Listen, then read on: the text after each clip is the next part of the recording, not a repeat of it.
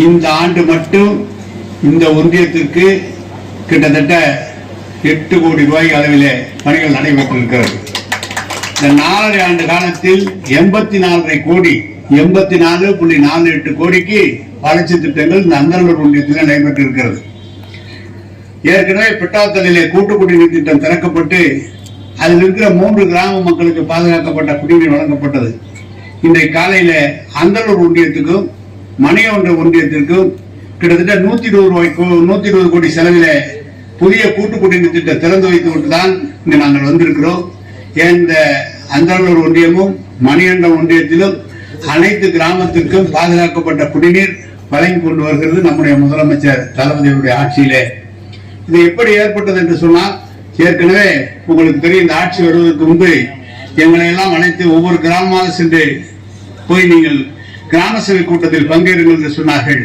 அப்போது இந்த காவிரி கரையோரம் இருக்கிற மக்கள் எல்லாம் எங்களுக்கு சொன்னது, நாங்கள் காவிரியில தண்ணீர் போகிறது, ஆனால் எங்களுக்கு கிடைக்கவில்லை என்று சொன்னார்கள். மாண்பு முதலமைச்சர் அவர்களை கேட்டு திருச்சி மாவட்டத்தில் மொத்தம் இருக்கிற 17 லட்சம் மக்களுக்கும் பாதுகாக்கப்பட்ட குடிநீர், நகரத்தை தவிர, நகரத்துக்கு தனியாக 5 லட்சம் பேர் கொடுக்கிறோம்.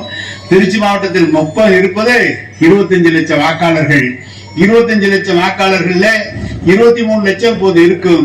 இப்போது 23 லட்சம் இருக்கிறது சொன்னால் 23 லட்சம் வாக்காளர்களுக்கும் பாதுகாக்கப்பட்ட குடிநீர் அந்த குடும்பத்திற்கு நம்முடைய தலைவர் தளபதியுடைய ஆட்சியிலே திருச்சி மாவட்டத்தில் முழுமையாக 100% குடிநீர் திட்டம் வழங்கப்பட்டு விட்டது என்பதை நான் தெரிவித்துக் கொள்கிறேன்.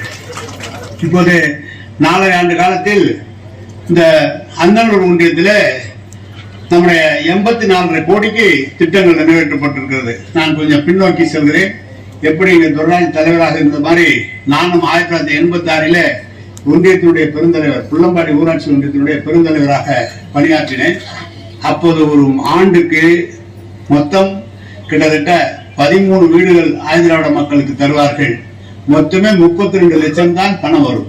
32 லட்சம் தான் அன்றைக்கு ஊராட்சி ஒன்றியத்திற்கு பணம் வரும். அந்த ஊராட்சி ஒன்றியத்தில் அன்றைக்கு இருக்கிற பணி இன்னைக்கு அந்த அளவுக்கு அதிகாரம் கூட குறைக்கப்பட்டு விட்டது. ஆனால் 32 லட்சம் தான் மத்திய ஒன்றிய அரசும் மாநில அரசும் வழங்கி வந்தது. 1900 கிட்டத்தட்ட 39 வருடங்கள் ஆகிவிட்டது. ஆனால் இன்றைக்கு அந்தலூர் ஒன்றியத்துக்கு மட்டும் 100 கோடி ரூபாய் அளவில் திட்டங்கள் இந்த 5 ஆண்டு காலத்தில் 100 கோடி ரூபாய்க்கு திட்டங்கள் தீட்டப்பட்டிருக்கிறது. எங்களுக்கு பெரிய ஆச்சரியமாக இருக்கிறது. இந்த தொகுதியிலே முதலமைச்சராக இருந்தவர்களாம் சட்டமன்ற உறுப்பினராக இருந்திருக்கிறார்கள், முதலமைச்சராக இருந்திருக்கிறார்கள். அவர்கள் காலத்தில் நடந்ததை விட நம்முடைய தளபதி அவருடைய ஆட்சியில ஸ்ரீரங்கம் சட்டமன்ற தொகுதி அதிகமான பயன்களை பெற்றிருக்கிறது என்பதை நாங்கள் இருமாத்தோடு சொல்கிறோம். சட்டமன்ற உறுப்பினர் அவர்கள் சொன்னது போல காவிரியிலே புதிய பாலம் 130 கோடி ரூபாய், ஸ்ரீரங்கத்திலே புதிய பேருந்து நிலையம், அதே போல அத்தனை சாலைகளும் சாலைகளும் புதுப்பிக்கப்பட்டிருக்கிறது. சாலைகள் மட்டுமல்ல, குடிநீர் திட்டங்களும் முழுமையாக புதுப்பிக்கப்பட்டிருக்கிறது. நம்முடைய மாவட்ட ஆட்சித்தலைவர் அவர்கள் சொன்னார்கள் 420 வீடு கட்டி முடிக்கப்பட்டு விட்டன. ஏற்கனவே நம்முடைய கலைஞரின் கனவு திட்டமான வீடு கட்டுகிற திட்டத்தில் 420 வீடு கட்டி முடிக்கப்பட்டு விட்டன. இந்த ஆண்டு மீண்டும் அதே அளவுக்கு ஏழை எளிய மக்களுக்கு நம்முடைய ஒட்டு வீடுகள் நம்முடைய தளபதி அவர்கள் வழங்குகிறார்கள். ஏதோ ஒட்டு வீடுகள் வழங்குவது என்பது ஒரு 3.5 லட்சம் வருகிறது என்று சொன்னால், ஒன்றிய அரசு தருவது வெறும் 65,000 தான். அதை கூட சரியான நேரத்தில் கொடுப்பதில்லை. முழு பணமும் தமிழ்நாடு அரசுடைய பணமாக தந்துதான் இந்த வீடுகள் நாம் கட்டித் தருகிறார்கள். நான் இதை சொல்கிறேன். இது ஊரகத்துறை, நமது கிராமப்புறங்களை பார்க்கிற ஐ பெரியசாமி அவர்கள் அமைச்சராக இருந்து இந்த பணிகள் ஆண்டுக்கு அவருக்கு எவ்வளவு ஒதுக்கீடு தருகிறார் சொன்னால் 26,000 கோடி இந்த ஆண்டு ஒதுக்கீடு தந்திருக்கிறார்கள். இந்த மாதிரி கிராமத்துல குடிநீர் திட்டங்கள், சாலை திட்டங்கள், 100 நாள் வேலை திட்டங்கள், அதே போல இருக்கும்போது 26,000 கோடி ஒரு ஆண்டுக்கு நம்முடைய முதலமைச்சர் ஒதுக்கி தந்திருக்கிறார்கள். அதே போல உள்ளாட்சி 2ஆக பிரித்திருக்கிறார்கள். ஊரகத்துறை என்றும் இந்த நகர்ப்புறத்துறை என்றும் பிரித்திருக்கிறார். நகர்ப்புறத்துறையை எனக்கு வழங்கி இருக்கிறார்கள். அது ஆண்டுக்கு கிட்டத்தட்ட 25,000 கோடி பணம். ஆக தமிழ்நாட்டில் இருக்கிற அத்தனை துறைகளிலும் கூடுதலாக ஒரு துறை வருகிறது என்று சொன்னால், இந்த உள்ளாட்சி துறைக்கு மட்டும் நம்முடைய முதலமைச்சர் கிட்டத்தட்ட 51,000 கோடி ஒதுக்கி தந்துதான் இந்த திட்டங்கள்லாம் தீட்டப்பட்டிருக்கிறது. பொதுமக்களுக்கு எல்லாம் தெரியும். உங்களுக்கு பட்டா வழங்கியிருக்கிறோம். இங்க பாத்தீங்கன்னா நம்முடைய தமிழ்நாட்டில் திருச்சியில ஒவ்வொரு மாவட்ட ஆட்சியாளரும் போட்டி போட்டு பட்டா வழங்கி கொண்டு வருகிறார்கள். நம்முடைய முதலமைச்சர் ஏற்கனவே கிட்டத்தட்ட 1 லட்சம் மக்களுக்கு தேவையான அடிப்படை வசதிகளை செய்து தந்து விட்டு போயிருக்கிறார்கள். இப்போது தொடர்ந்து நகர பகுதியிலும் பட்டா வழங்கி கொண்டிருக்கிறோம், பட்டாவும் வழங்குகிறோம். வீடுகளும் ஆண்டுக்கு 1 லட்சம் வீடுகள்.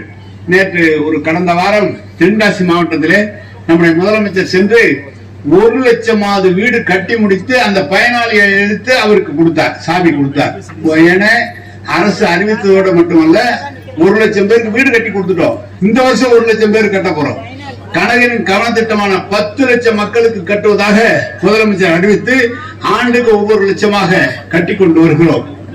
இதை சொல்வதற்கு காரணம், தீப்பிடிக்காத ஒட்டு வீடுகளாக கிராம மக்கள் இருக்க வேண்டும் என்ற நோக்கத்தோடு தான் குடிசை இல்லாத மாநிலமாக எல்லா மாநிலம் எல்லா இடத்திலும் குடிசையே இருக்கக்கூடாது. அனைத்து மக்களும் பாதுகாக்கப்பட்ட வீடு, பாதுகாக்கப்பட்ட குடிநீர், நிற்காத மின்சாரம், நல்ல பாதைகள், கிராமப்புறத்திலே தேவையான, நீங்கள் பால் பண்ணை பார்த்தீர்களானால் கிராமப்புறத்திலே விவசாயத்துக்கு அடுத்தபடியாக பால் தொழில் தான் விவசாய மக்கள் பயன்படுத்தி கொண்டு வருகிறார்கள்.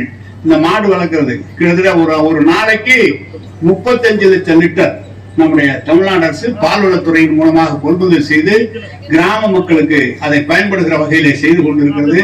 எனவே இந்த ஊரகத்துறையின் சார்பாக நல்ல பல திட்டங்கள் கிராமங்களிலே நடைபெற்றுக் கொண்டிருக்கிறது.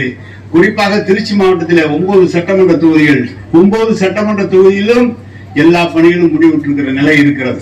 எல்லாம் தேவையானது எல்லாம் நம்முடைய முதலமைச்சர் வழங்கி இருக்கிறார்கள்.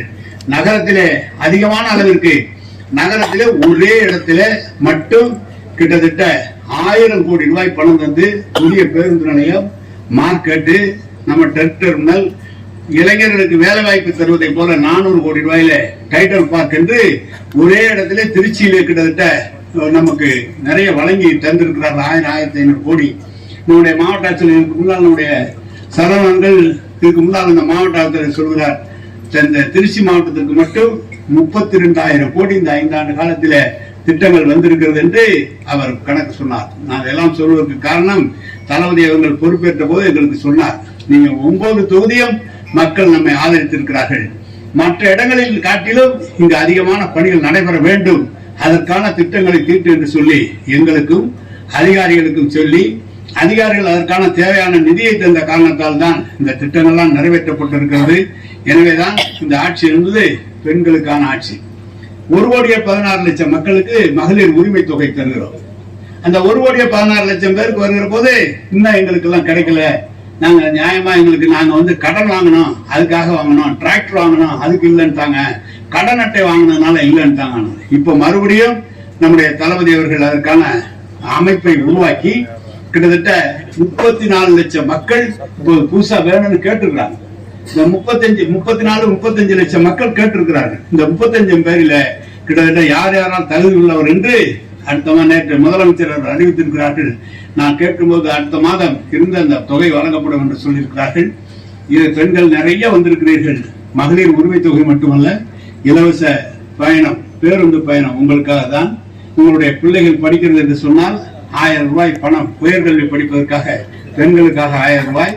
பெண்களுக்கு மட்டும்தானா, எங்களுக்கு இல்லையா என்று கேட்டார்கள். எனவே ஆண்களுக்கும் 1000 ரூபாய் என்று தருகிறார்கள். பல்வேறு திட்டங்கள் மூலமாக 70 வயசான போறோம், நீங்க ரேஷன் கடைக்கு நீங்க எல்லாம் போக வேண்டியதில்லை, ரேஷன் கடைக்காரங்க உங்களுக்கு கொண்டு வந்து கொடுப்பான்னு ஆரம்பிச்சார் தாய்மானவர் திட்டம். இப்ப 60 வயசானவே கொண்டு வந்து கொடுக்க சொல்லி நேற்று அறிவிச்சுட்டார் தாய்மானவர் திட்டம். தாய் தந்தையரை இழந்த பிள்ளைகள் யாரிடமாவது வளர்ந்தால் அவர்களுக்கு 2000 மாசம், அவருடைய 18 வயசு வரைக்கும் அவருக்கு 2000 கொடுக்க சொல்லி இருக்கிறார்கள். எனவே இந்த திட்டங்கள் என்பது அனைத்து திட்டங்களுமே நம்முடைய முதலமைச்சர் தளபதியுடைய ஆட்சியில அனைத்து திட்டங்களுமே மகளிருக்கான திட்டங்களாக ஒதுக்கி தந்து நிறைவேற்றி கொண்டிருக்கிறார்கள். இந்த அரசை, இந்த நல்ல அரசை, அருமையான அரசை காப்பாற்ற வேண்டியது உங்களுடைய கடமை. நாங்கள் வேண்டுகோள் தான் விடுக்க முடியும். இதுக்கு ஆதரவாக இருங்கள் என்று உங்களை எல்லாம் அன்போடு கேட்டுக்கொள்கிறேன். இங்க இருக்கிற நம்முடைய மேயர் வந்திருக்கிறார், அவர்லாம் கட்சியில பொறுப்புலையும் இருக்கிறார்கள்.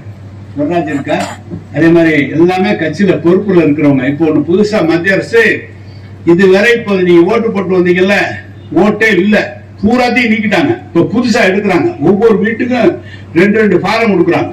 2 ஃபாரம் கொடுத்து நீங்க எழுதி கொடுக்கணும். நீங்க எழுதி கொடுத்தாதான் ஓட்டு போட முடியும். அந்த தடவை 100% அந்த புது ஓட்டை சேர்ப்பதற்காக ஒன்றிய அரசு திடீர்னு சொல்லுங்க, ஏன் நம்முடைய தளபதி முதலமைச்சர் கூட எதிர்க்கிறாருன்னு சொன்னா நீங்க தாராளமா செய்யுங்க. ஆனா தேர்தலை வச்சுக்கிட்டு நீங்க செஞ்ச அவசர அவசரமா செஞ்சு எல்லாருக்கும் ஓட்டு கிடைக்கலன்னா என்ன பண்றது அப்படிங்கிறதுக்காக தான் நம்முடைய முதலமைச்சர் அதை எதிர்த்தாரு. ஆனாலும் இந்த வேலையை விட்டுறாம இப்ப வந்திருக்கிறீங்க 2002ஆம் ஆண்டு. இப்ப பாருங்க 2025 23 வருஷத்துக்கு முன்னால இருக்கிற ஓட்டு போட்டவங்க, அந்த ஓட்டு போட்டவங்களுடைய பேரு, அவங்களுடைய குடும்ப தலைவர், குடும்ப தலைவி, அதுக்கு பிறகு உங்களுக்கு குழந்தை பிறந்து அவர்களுக்கு திருமணமாகி மருமகன் யார் இருந்தாலும் இது கூட்டில் இருக்கிற போது அந்த தலைவருடைய பெயரை போட்டு கீழே வரிசையாக எழுதி தவறு இல்லாமல் எழுதி கொடுக்க வேண்டும். திருச்சி மாவட்டத்தில் 23 லட்சம் பேர் கொடுக்கணும். 20 லட்சம் பேர் 19 லட்சம் பேருக்கு ஃபாரம் மாவட்ட ஆட்சியர் கொடுத்துட்டார். இந்த 2 நாள்ல கொடுத்துருவாங்க. 17 நாள் தான் இருக்குது. நான் பாருங்க, 17 நாள்ல ஓட்டு சேர்ந்தாலும் அதுக்கப்புறம் சேர்க்க முடியாது. இந்த 17 நாளுக்குள்ள நீங்க இருக்கிற பொறுப்பாளர்கள் அவர் ஒவ்வொரு ஒரு பூத்துல உள்ள ஆபீசர் போட்டிருக்காரு கலெக்டர். அதோட கட்சியில இருந்து அவன் தேர்தல் ஆணையமே ஒத்துக்கிட்டு இருக்கு. BLA 2 நீ திமுக காரனை கூட்டு போற, திமுக காரனை கூட்டு போற, தேர்தல் ஆணையம் ஒத்துக்கிட்டு இருக்கு BLA 2 எங்களுக்கு கூட்டு போறதுக்கு. எனவே அவர்களும் வருவார்கள். உங்களுக்கு அதுல ஏதாவது சந்தேகம் ஏற்பட்டால் அதை தீர்த்து அனைவரும் இந்த ஓட்டு சேர்ப்பது இன்னைக்கு சேர்த்தாதான், நடும்போது நட்டாதான் அறுக்கும்போது இருக்கும். நடும்போது விட்டுட்டீங்கன்னா அறுக்கிறதுக்கு ஒண்ணும் இருக்காது. எனவே வயல்ல சொல்றேன். எனவே நீங்க இன்னைக்கு ஓட்டு சேர்த்தா யார் நல்லாட்சி வரணும்னு நீங்க முடிவு பண்ணீங்களோ அது உங்களுக்கு ஓட்டு உரிமை இருந்தால்தான் அந்த பணியை செய்ய முடியும். எனவே வந்திருக்கிற தாய்மார்கள் கொஞ்சம் தாமதிக்காதீர்கள், அசால்ட்டாக இருந்து விடாதீர்கள். ஃபாரம்லாம் உங்க வீட்டுக்கு வந்திருக்கும், நீங்க அதை எழுதி கொடுங்க. எல்லா அப்ளிகேஷன்லயும் ஒரு போட்டோ ஒட்டி கொடுக்க சொல்றாங்க. இருந்ததுன்னா நல்ல போட்டோ ஒட்டி கொடுங்க, இல்லைன்னா போட்டோ ஒட்டினாலும் தப்பு இல்லை, போட்டோ ஒட்டலாம் தப்பு இல்லை, ஆனா கொடுக்கணும். எல்லாம் ஆதார் அட்டை உங்கள்கிட்ட எல்லாத்துக்குமே இருக்கு. ஆதார் அட்டை நம்பரை இணைச்சு தப்பு இல்லாம எழுதி கொடுத்துடலாம். இருக்கிறது இன்னும் 17 நாள் தான். நான் இதுக்கு சொல்றேன், இந்த அரசு வேலை, தேர்தல் ஆணையம் சொன்ன வேலை, அதனால்தான் அரசாங்க விழாவிலே நான் அதை சொல்கிறேன். எனவே அரசு அலுவலர்களும் உங்களுக்கு தேவையான மாவட்ட ஆட்சித்தலைவர் எல்லா உதவிகளையும் செய்வார்கள். நீங்க நல்லா பார்க்கணும், ஒரு ஊர்ல 700 ஓட்டு 800 ஓட்டு இருக்குன்னு சொன்னா நம்ம ஊர்லயே குடியிருந்து நம்ம ஊர்லயே இருக்கிறவங்க சேர்றதுல எந்த ஆட்சேபனையும் இல்லை. திடீர்னு எங்கேயாவது புதுசா ஒரு 100 ஓட்டை சேருனா சேர்த்த விட்டுறாதீங்க, அது அப்ஜெக்ஷன் கொடுத்துருங்க. வந்திருக்காரு எல்லாம். அதே மாதிரி நம்ம ஓட்டு சேர்க்காம விட்டுட்டாலும் விட்டுறாதீங்க, எல்லா ஓட்டையும் சேர்க்கணும். எனவேதான் வாக்காளர் பட்டியலில் உங்களுடைய பெயர் இருப்பதற்கு இந்த ஒரு வாய்ப்பாக கருதி நான் உங்களுடன் சொல்கிறேன். இந்த அரசு என்பது பெண்களுக்கான அரசு, பெண்களுக்கான திட்டங்களை தீட்டுகிற அரசு.